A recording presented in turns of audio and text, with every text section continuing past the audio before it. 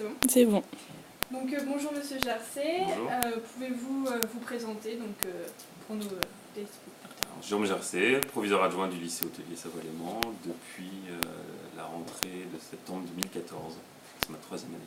D'accord. Et qu'est-ce que pour vous fait que cet établissement est spécial ici à Thonon-les-Bains? Alors on pourrait en parler longtemps. C'est le plus ancien, la plus ancienne école hôtelière puisqu'elle date de 1912.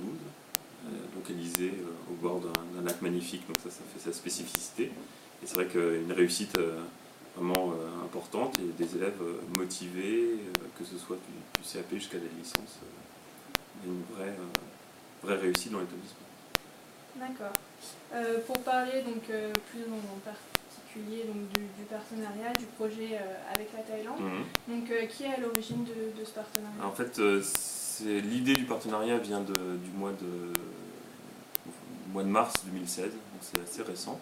On en a discuté un soir avec Madame Boulon, qui est professeure en BTS et en licence, et Anne Kefelec, qui est une intervenante en licence professionnelle et qui connaît à la fois l'école et l'ONG avec laquelle on va travailler.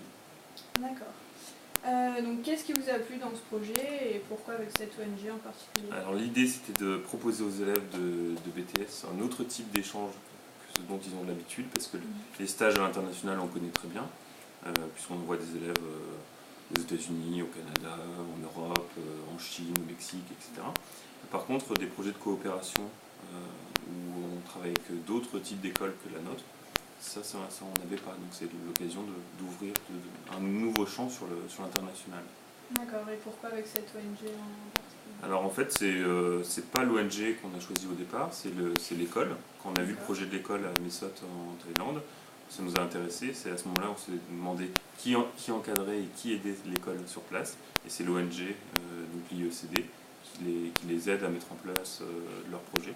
Donc naturellement on a travaillé avec eux parce qu'ils étaient eux à l'origine du projet là-bas. D'accord.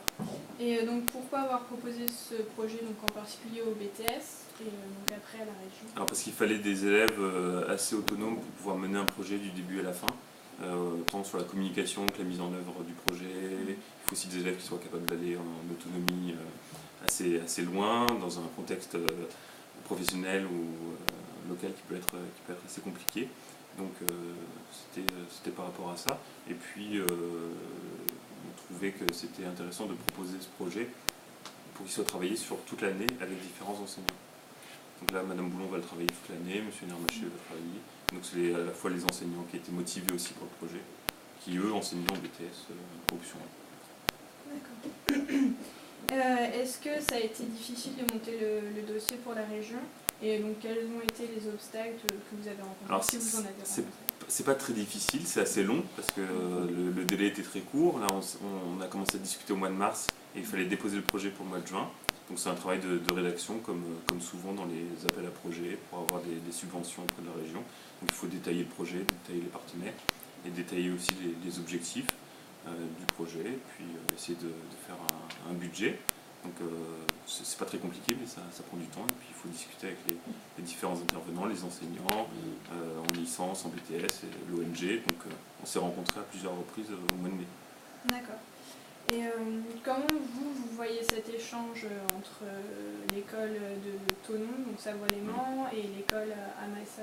Alors on pourrait penser que c'est un échange un petit peu déséquilibré, parce que d'un côté vous avez une école française avec des conditions de travail qui sont vraiment très bonnes, 600 élèves quand même, avec un hôtel, avec plusieurs restaurants, avec un enseignement de qualité. Puis de l'autre côté vous avez une toute petite école qui va concerner quelques dizaines d'élèves, avec des moyens qui sont limités, donc il y a un déséquilibre par rapport à ça.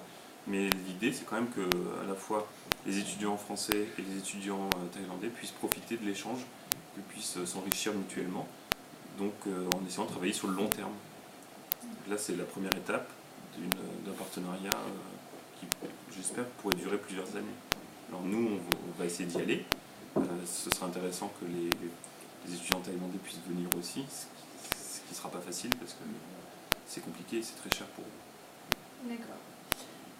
Donc quelques autres questions. Est-ce que vous êtes déjà allé en Thaïlande? Jamais. Jamais. Et donc quand on vous dit Thaïlande, vous pensez à quoi? Quand on pense pense à quoi? Alors, on pense au roi déjà, qui vient de changer. Sinon, c'est vrai qu'on a une image plutôt paradisiaque des plages, des vacances, des choses comme ça.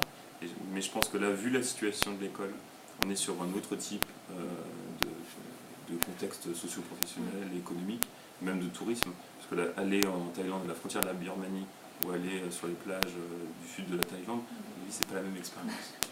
Mais bon, les deux sont à vivre, je pense. D'accord. Une question un peu piège. Si on vous dit Tom Yam, Lap ou Som Tam, vous nous dites? Ça ne me dit rien du tout. Rien du tout. Bon. C'est quoi? On découvrira ça. Ah Ce sont des plats typiques thaïlandais. Ah bah voilà, ça sera l'occasion à la soirée thaïlandaise de déguster ces plats. Et dernière question, donc pour partir en Thaïlande, donc quelles sont les 3 choses essentielles que vous mettez dans votre valise? Le passeport. C'est un bon point. C'est déjà une première chose. Une fois que vous avez votre passeport, vous êtes tranquille.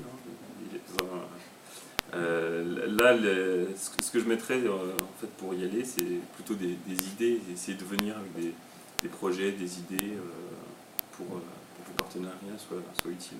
Après, vous pouvez toujours essayer de prendre une maillot de bain. Je ne suis pas sûr que ce soit le bon endroit. D'accord, merci beaucoup. Je vous en prie. Pour votre temps et vos réponses. Merci.